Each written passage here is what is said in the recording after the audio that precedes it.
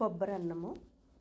కొబ్బరి తీసుకొని ఒలుచుకొని చిన్న చిన్న ముక్కలుగా కట్ చేసుకొని మిక్సీలో వేసుకోవాలి. కొంచెం వాటర్ వేసి అది వడకట్టుకొని ఈ విధంగా పాలు తీసుకోవాలి. పాలు తీసుకున్నాక కుక్కర్ స్టవ్ మీద పెట్టుకొని ఒక్క స్పూను ఆయిల్ వేసుకొని ఒక ఆనియన్ కట్ చేసి ఇలా పొడవుగా ముక్కలు వేసుకోవాలి.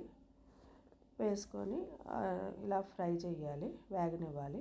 వేగిన తర్వాత అల్లం పేస్ట్ ఒక 2 స్పూన్స్, అంటే కేజీ రైస్ కాబట్టి నేను 2 స్పూన్స్ అల్లం వెల్లుల్లి పేస్ట్ వేసుకున్నాను. ఇలాగ వేసుకొని కొంచెం వేగనివ్వాలి ఆయిల్లో. నెక్స్ట్ చెక్క, లవంగ, ఎలాచి ఇవి తీసుకున్నాను. ఈ విధంగా దీంట్లోనే వేసుకొని ఫ్రై చేయాలన్నమాట. ఫ్రై చేసిన తర్వాత కొంచెం మనం తీసుకున్న మిల్క్ ఇందులో పోసుకోవాలి. గ్లాస్కి మామూలు రైస్కి మనం ఎలా పెట్టుకుంటాము, గ్లాస్కి 2 గ్లాసెస్ వాటర్, అలాగే ఇది కూడా సేమ్ అదే విధంగా మనం వేసుకోవాలన్నమాట.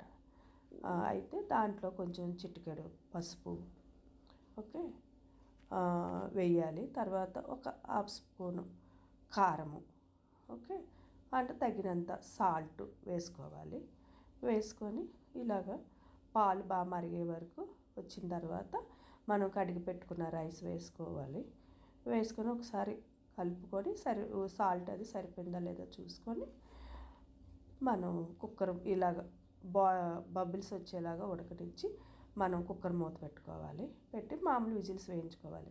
విజిల్స్ అయిన తర్వాత కొంచెం మనం ఇలా ప్రెషర్ పోయిన తర్వాత మనం తీసుకొని మూత ఈ విధంగా వస్తుంది, ఇలా పైకి తేలి.